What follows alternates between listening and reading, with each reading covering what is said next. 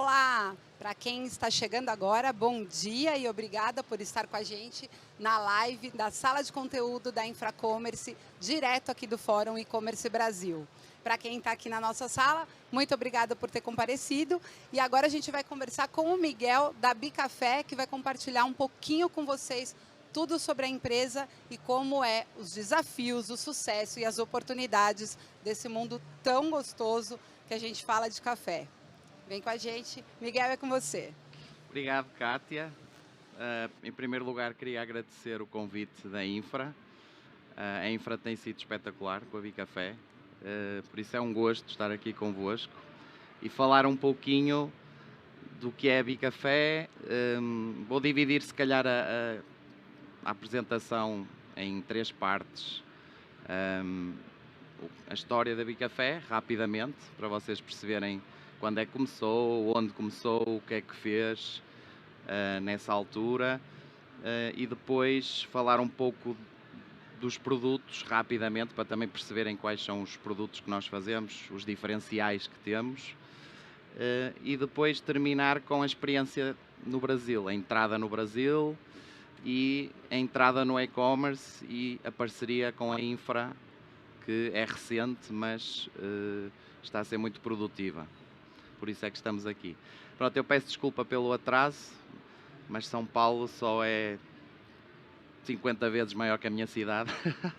Portanto, demorei mais de uma hora a chegar aqui, é algo que eu faria em 15 minutos, onde eu moro, portanto não consegui calcular o tempo, por isso peço desculpa.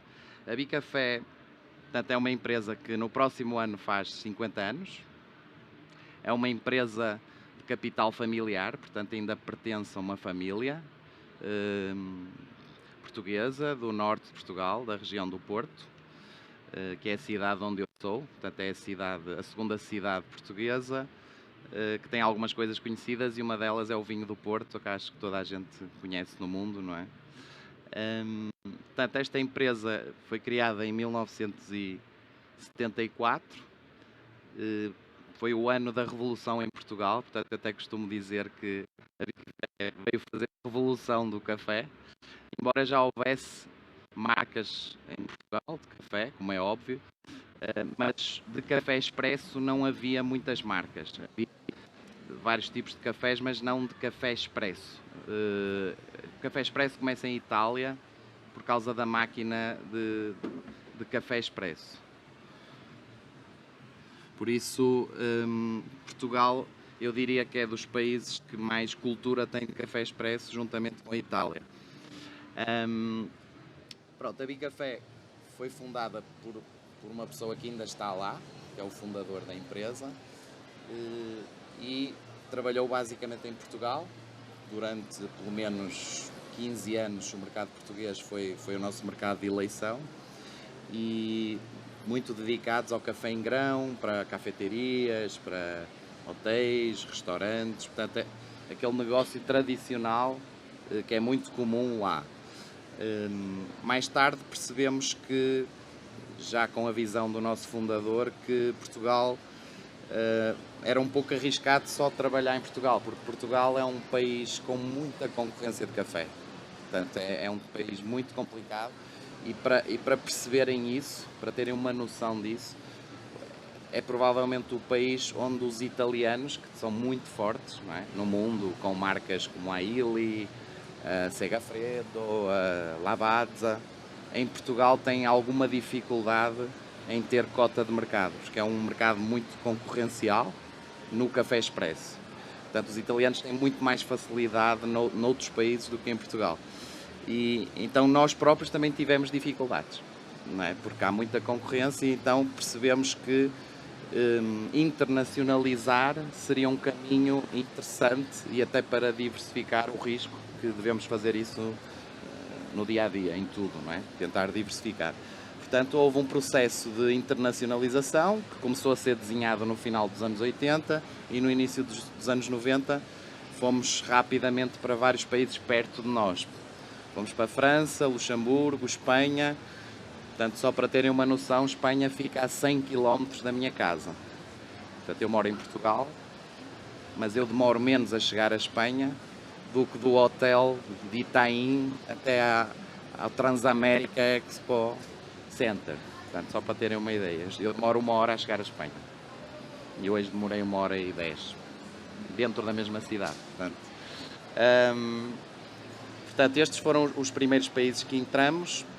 E depois, logo em 1998, portanto há 25 anos atrás, a Bicafé foi a primeira empresa em Portugal a lançar o sachê. Vocês aqui chamam sachê no Brasil, lá nós chamamos pastilha. No fundo o sachê é quase que a antecipação do que veio depois com a massificação das cápsulas, porque as cápsulas de café já existiam há muitos anos, mas não eram conhecidas. A Nespresso já tinha cápsulas, mas era um sistema muito exclusivo, só havia em França e no Japão, acho eu, nos anos 80, 90. A Lavazza já tinha também cápsulas, mas a pastilha é muito mais ecológica, no fundo é uma monodose que está prensada em papel. Aqui é o sachê, não sei se vocês conhecem ou já viram, no Brasil tem sachê. Portanto, isso foi uma situação nova, não é? Que acrescentamos ao café moído, ao café em grão, e que começou também a abrir um mercado novo e muito interessante. Continuamos o nosso processo de internacionalização. Ano 2000 fomos para outro continente, mas que é ao lado de Portugal. Portanto, também uma curiosidade para quem não sabe, e eu que gosto muito de geografia e história, toda a gente acha que a capital mais próxima de Lisboa, que é a capital de Portugal, é Madrid, mas não é verdade. A capital mais próxima de Lisboa fica em outro continente e é Rabat, que é a capital de Marrocos. Claro que se formos de carro demora mais chegar a Rabat, porque depois temos que passar o estreito de Gibraltar, que é onde tem o mar Mediterrâneo, e aí temos que entrar numa balsa, não é, com o carro, isso. Mas se formos de avião, em linha reta, é mais rápido chegar a Rabat. Já em 2008, pronto, eu já estou na Bicafé há quase 20 anos. Portanto, faz 20 anos daqui a 6 meses.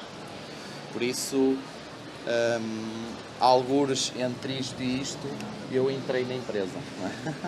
Só para terem uma noção, a partir daqui, esta história eu conheço bem, mas não vivi. Esta história passou também pelas minhas mãos. Algumas coisas passaram pelas minhas mãos. Portanto, eu lembro-me perfeitamente quando nós lançamos as primeiras cápsulas.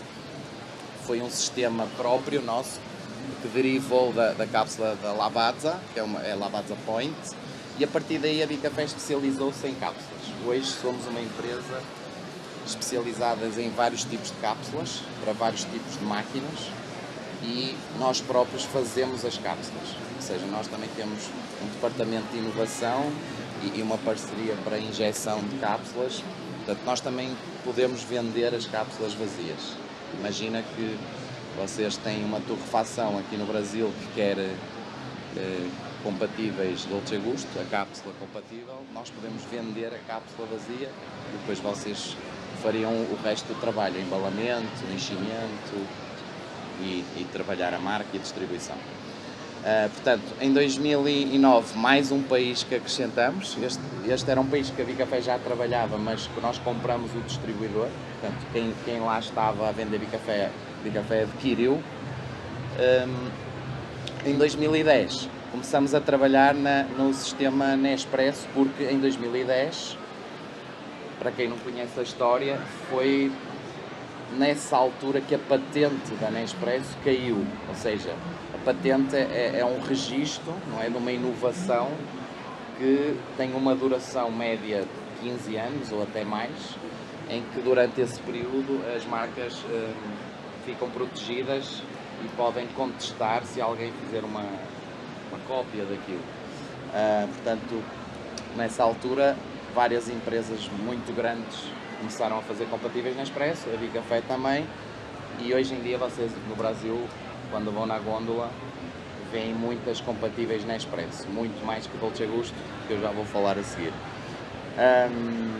Pronto, depois nós passamos para outra compatível Nespresso, porque a primeira ia dentro de uma bolsinha, por acaso não tenho aqui, porque já não comercializamos há muito tempo, e depois passamos para aquela normal, que é uma cápsula solta, portanto, que nós chamamos cápsula hermética, pode estar solta que não entra oxigênio.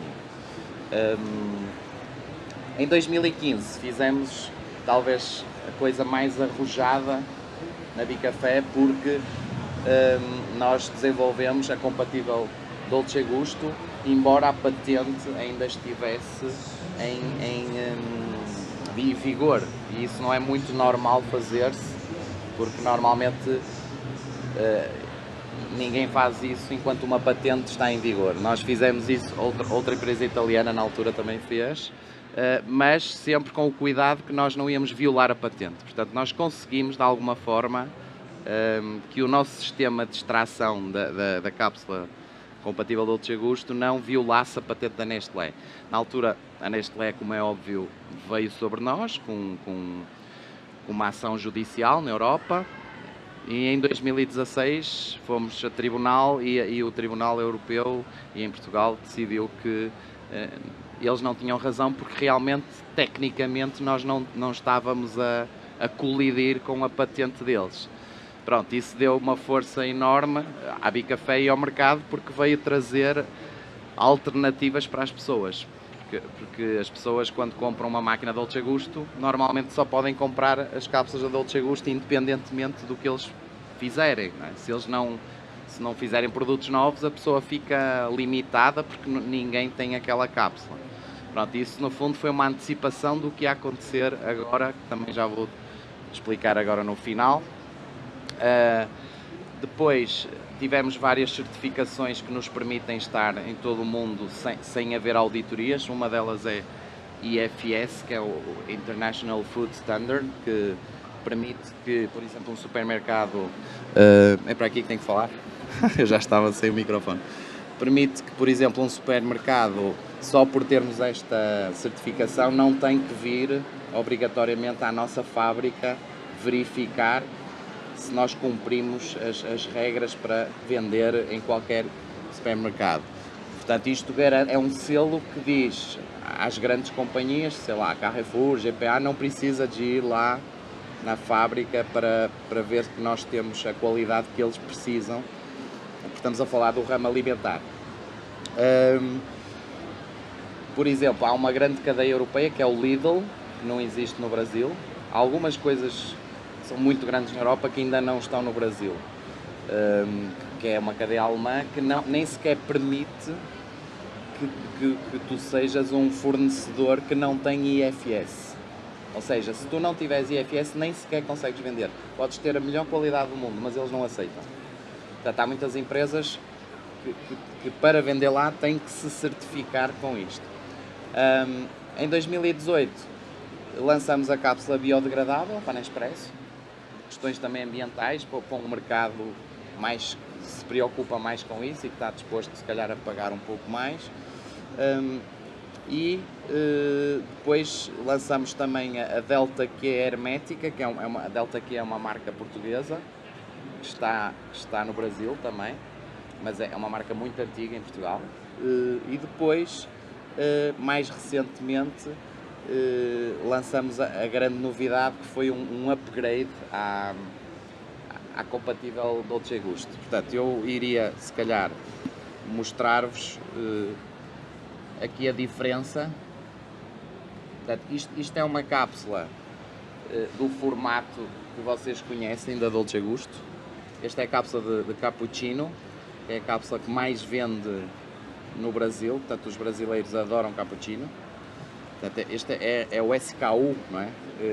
Que mais vende no Brasil, e curiosamente tem uma grande vantagem, lá está, aquelas coisas diferentes que nós fazemos para o consumidor querer o nosso produto. Quem tem Dolce Gusto, não sei se aqui alguém tem, e se já comprou o cappuccino, tem que comprar, a caixa tem 2 cápsulas para fazer o cappuccino. Ou seja, tem 16 cápsulas, agora por acaso até só tem 10, porque a Nestlé diminuiu. Mas quando tinha 16, nós tínhamos que usar 2 cápsulas para fazer uma bebida. E a bebida nunca saía igual, não é? Porque podes pôr um bocadinho mais de água portanto, com a nossa caixa 16 nós conseguimos tirar 16 bebidas. O preço fica praticamente metade para a pessoa não tem que ter trabalho. Se tiver pressa a sair de casa não tem que estar ali a usar 2 cápsulas, põe esta, carrega no botão e, portanto, é uma vantagem que achamos e notamos que o público brasileiro acede muito a isso. Mas só para vocês perceberem a mudança que houve, esta cápsula é uma cápsula que foi patenteada o ano passado e que traz uma grande vantagem. Primeiro, só pode ser usada em café porque as bebidas lácteas da Dolce Gusto têm muito pó, portanto não permite que caiba aqui dentro. Mas tudo o que é café, nós conseguimos reduzir o plástico, reduzir a quantidade de água necessária, portanto o desperdício de água diminui. Conseguimos também reduzir o gasto em cartão, porque na mesma caixa pões mais cápsulas, portanto permite transportar muito mais cápsulas num trajeto e não tens que fazer vários trajetos e haver mais poluição. Portanto, a pegada ambiental no meio de toda esta cadeia é brutal, ao fim de não sei quantos anos. Portanto, e é isso que nós queremos transmitir ao público agora, quando lançamos isto, as pessoas perceberem quais são as vantagens. Para além disso, conseguimos ter um expresso a sair melhor, está a sair bem melhor, e portanto é a grande novidade, não só no Brasil, em todo o mundo. Portanto, isto só está à venda mais ou menos há 4 ou 5 meses em todo o mundo. Portanto, é algo que as pessoas ainda nem conhecem. Pronto. Aqui também tem uma noção do que é uma caixa nossa de compatível Nespresso, portanto é um formato muito similar que as pessoas rapidamente associam para a sua máquina. Portanto, também temos isto. Aqui seria a tal nova caixa da cápsula nova, portanto é uma caixa mais estreita, comparando com as caixas normais que tínhamos e a própria concorrência. E basicamente hoje acho que fiz um resumo do que é Bicafé e como é que chegamos até aqui, e agora se calhar entrava na segunda parte, que é a entrada no Brasil, que vocês podem ver que foi em 2015. 2015 foi digamos, a criação da empresa, e depois de 2016 começamos a vender nos supermercados. Portanto, a vinda para o Brasil foi algo natural, foi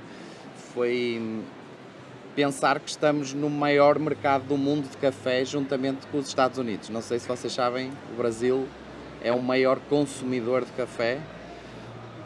Mais ou menos, os Estados Unidos acho que consomem um pouco mais, mas digamos que a diferença não é muita, e em alguns cafés o Brasil lidera. Para além disso, é o maior produtor de café do mundo. Portanto, tem as duas coisas. É o maior produtor do mundo e aí tem uma vantagem brutal sobre os outros a nível de volume de vendas de café verde. Mas em consumo também é, digamos, um dos 2 maiores mercados do mundo, e não faria sentido não experimentar estar neste mercado, até pela relação que há entre Portugal e Brasil, pelo menos a facilidade que há logo na língua e no conhecimento que os portugueses têm do Brasil, que eu acho que, na minha opinião, é maior do que o conhecimento que os brasileiros têm de Portugal, mas normalmente é sempre assim, não é? Os grandes nunca sabem muito dos pequenos e os pequenos sabem muito dos grandes, não é? Vocês são um país que não é um país, é um continente, não é? Vocês na Europa seriam praticamente, ocupariam a Europa toda. E então, apesar de parecer que há facilidades, porque eu falo com vocês e vocês entendem, e eu não faço nenhum esforço para falar porque é a minha língua nativa, e vocês também não fazem nenhum esforço para me ouvir, só fazem o esforço porque se calhar está a ser muito chato para vocês, mas acho que estão a perceber o que eu estou a dizer. E então, para além disso tudo, houve muitas dificuldades, porque o Brasil é um país que tem todo um sistema diferente, tanto fiscal como logístico, é um país muito grande, tem uma situação muito complicada para nós, que é o câmbio, ou seja, como nós temos que importar os produtos, estamos sujeitos à flutuação do câmbio. Então a Bicafé entrou em 2016, começou a vender, trouxe o seu diferencial, realmente os clientes sentiram que era importante, até para fazer frente às grandes marcas que muitas vezes dominam o mercado e fazem quase o que querem, e é legal quando chega alguém que traz uma coisa que pode substituir, não é? E é isso que se chama a concorrência. A concorrência é sempre boa para quem é consumidor, não é? É como vocês trabalham numa empresa, mas se vocês forem bons no vosso trabalho, não precisam ter medo, porque alguém vai querer contratar vocês, não é? Porque há muitos concorrentes, não é? Então, se vocês fizerem bem o vosso trabalho, se o vosso trabalho saltar cá para fora, as pessoas comentarem que é uma pessoa que é profissional, que entrega tudo a horas, que traz algo diferente, que isso é muito importante, as pessoas fazerem mais do que realmente nos é pedido, muitas vezes o externo sabe disso, e hoje eu estou aqui a falar e se calhar há pessoas noutros países a ouvir, em Portugal é provável que haja alguém a ouvir e portanto vai ter alguma percepção do que eu estou aqui a falar e uma opinião sobre o que eu disse e portanto isso é muito importante. Só que o que é que acontece? Ao longo deste período, entre 2016 e 2019, a Bicafé no Brasil teve muita dificuldade para lidar com o varejo físico. É muito complicado. Somos uma marca pequena no Brasil, portanto estamos sujeitos a toda aquela pressão das grandes marcas nas gôndolas, a pressão sobre os supermercados que não querem que a gente entre porque tem um produto substituto, e o câmbio foi algo muito mau para nós. Quando a gente entrou, o câmbio estava €1 eram 3,50 reais. Que era bom se fosse assim hoje, não é? Para quem vai na Europa era legal, não é? Mas depois chegou quase a 7, ou seja, que é bom para mim se vier aqui como turista, não é? Porque tudo parece mais barato. Mas como empresa brasileira, porque a Bicafé Brasil é brasileira, foi muito mal para importar e portanto os produtos ficaram muito caros. E nós começamos a ter muita dificuldade e tivemos que mudar a estratégia, porque o físico é importante para nós, mas mais importante para nós é a sobrevivência e perceber o consumidor, que no físico você não percebe o consumidor. Porquê? Porque no físico você vende para um supermercado que depois vão lá milhares de pessoas comprar que você não sabe quem são. E se essa pessoa deixar de comprar, você não sabe que ela deixou de comprar. Não é? Porque você sabe que o supermercado deixou de comprar para você, em vez de comprar 1000, passou a comprar 900, mas você não sabe porquê. Porque o próprio dono do supermercado não sabe porque é que ele deixou de comprar, provavelmente. Porque ele comprou e nunca mais apareceu, e ele também tem tanto que fazer que não foi preocupar-se com aquela pessoa que comprou uma caixinha da Bicafé. E então nós percebemos que o digital, não é? O digital no Brasil era algo que nós desconhecíamos, que estava tão avançado. Às vezes podemos achar que a Europa está muito avançada em muitas coisas. A Europa está muito avançada no passado, eu diria. Acho que aí ninguém, até os americanos se roem todos, não é? Quando veem lá um monumento com 2000 anos, não é? Que eles isso nunca vão ter. Não é? A história não se apaga. Mas nós não podemos viver do passado. A Europa pode errar bastante se viver do passado. Portanto, nós também temos que preparar o futuro. E o Brasil, no e-commerce, sem dúvida, que é um país de futuro, e tirando os Estados Unidos e a China, acho que é o país que está mais desenvolvido. Então nós percebemos isso e começamos a entrar no e-commerce, nos marketplaces principalmente, porque nós não tínhamos dimensão para fazer girar um site próprio no Brasil. Não, tinha que ser muito investimento e ia demorar muito tempo. Então acabamos por ser salvos bastante por Mercado Livre, Amazon, que são máquinas de venda. Portanto, tu colocas lá algo diferente, com qualidade, passado 6 meses, e agora já estou a entrar no vosso, acho que estou a entrar no vosso campo, não é? Que é o e-commerce, que é o digital, e então começamos a perceber isso, e o Mercado Livre foi em 2020, já estávamos a entrar na pandemia, portanto houve todo um ambiente propício para o crescimento do e-commerce, ajudou. Eu não posso dizer que a pandemia foi má para as pessoas, foi má para, não sei, acho que os adolescentes, eu sei o que é isso, porque lido com adolescentes, e ficar 2, 3 anos em casa, e eu lembro-me na altura, quando eu era adolescente, se eu ficasse 2, 3 anos em casa, eu ia ficar maluco da cabeça, não é? Então aquele pessoal que vai na faculdade e é aquela altura que começamos a sair com os amigos, ser mais independentes, ficar preso, é muito mau. Mas para o negócio foi bom, para o e-commerce, para quem está no e-commerce, e a própria infra. Eu não conheço os números bem da infra, mas acredito que a linha de crescimento entre 2019 e agora é mais acentuada, não é? Portanto, vocês vêm crescendo, mas é mais acentuada. E então, o que é que aconteceu? A nossa operação logística, já estou a falar assim um pouco com o sotaque daqui, não estava preparada para atender muitos pedidos pequenos, porque nós enviávamos grandes quantidades para um supermercado. Nós não enviávamos uma encomenda de uma caixinha ou duas para aquele cara que mora, sei lá, numa cidade aqui perto, e portanto a nossa logística quebrou. Imagina, quando a gente tinha aquelas campanhas no Mercado Livre, na Shopee, na Amazon, que são talvez os nossos 3 principais, tu tinhas 300, 400 pedidos num dia, e a nossa logística não estava preparada, porque não era uma logística de e-commerce.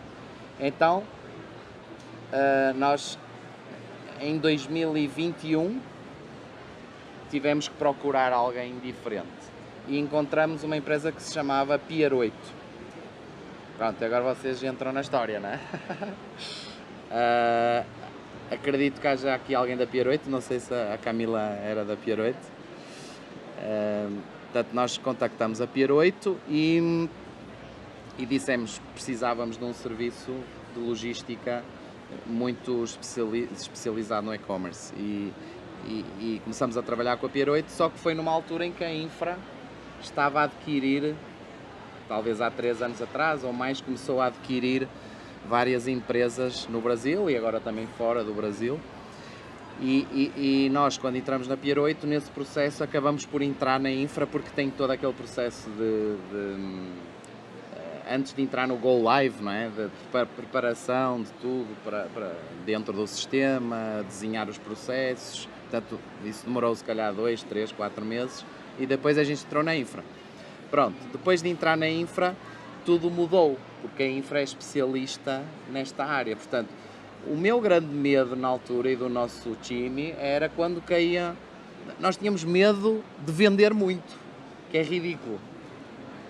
Ou seja, é engraçado como é que normalmente as pessoas não têm medo de vender muito pelo contrário, isso é que é o grande desafio, é vender muito. Mas nós tínhamos medo, quando amanhã vai ser um dia de campanha, já estou com medo, já não vou dormir, porque nós não vamos atender, vamos ser penalizados, vamos perder relevância, vamos ter devoluções, cancelamentos, custos, o operador logístico também vai ficar chateado, vamos ficar todos chateados, vai ser péssimo, vender muito é péssimo.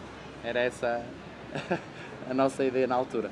Quando entrou a infra, nós sentimos que podiam cair 500 pedidos, podiam cair 1000 pedidos, a infra de alguma forma iria dar conta.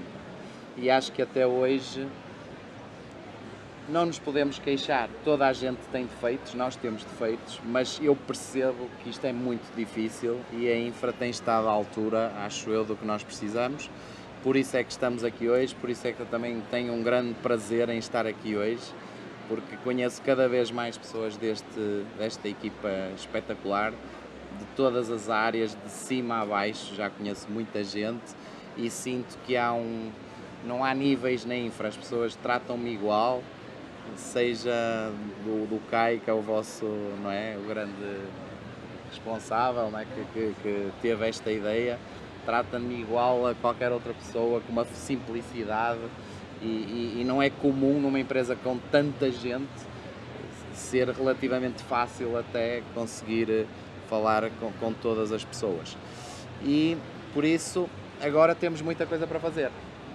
Portanto, nós só temos 1 ano e pouco com vocês e o projeto da Bicafé nunca foi posto em causa porque acreditamos no longo prazo. Ou seja, nós entramos no Brasil numa das piores fases do Brasil. Vocês sabem melhor que eu que o Brasil cresceu muito naquela época, 2002 até 2012. Foi um país que chegou a ser o 5º país mais rico do mundo. Hoje se calhar caiu e é o 10º, o 11º, portanto, mas pronto, continua a ser um país muito relevante. E a Bicafé passou pelo pior período dos últimos anos do Brasil. Estamos a falar entre 2013 e eu diria, pronto, agora eu noto que está a recuperar a economia brasileira, mas entre 2013 e a pandemia foi um período não muito bom para a economia brasileira. E às vezes é mais fácil depois superar quando nós começamos com o mais difícil. Tudo depois é mais fácil. Portanto, eu acho que a partir de agora, com tudo estruturado, com a ajuda da Infra, com o Brasil crescendo, as pessoas conhecendo o nosso produto, percebendo que afinal há uma alternativa. Agora todo o trabalho que vai seguir a partir daqui é um trabalho mais de dar a conhecer os nossos produtos, fazer coisas diferentes, como o robô que temos lá fora, que está servindo o café, não é? Fazer eventos para as pessoas saberem que nós estamos vivos, que fazemos coisas novas, que podemos criar negócios até novos com o café. E é isso. Acho que agora deixava um pouco, não sei se já passei a minha hora. Passou, mas não tem problema, eu vou fazer só uma... primeiro, te dar aqui a Giovana, te deu parabéns, principalmente muito bacana a atenção de ESG da Bicafé. Vou fazer um convite para quem está aqui, um convite para quem está em casa vai perder, porque a gente está com um robô aqui da Bicafé fazendo café para a gente. E aí, Raoni, a tua pergunta eu vou fazer para o Miguel, ele vai responder pelas redes sociais, acompanha a gente, vai estar no Stories do Instagram e na nossa página de LinkedIn, mas para todo mundo saber qual foi a pergunta do Raoni, ele fala, qual foi a maior barreira de entrada da Bicafé no mercado brasileiro para atingir o consumidor final e como a Bicafé se preparou para isso? Já já você tem a resposta, Raoni. Miguel, obrigada novamente, tá? Obrigada, gente, por estar aqui. Um abraço a todos, já já a gente volta. Obrigado.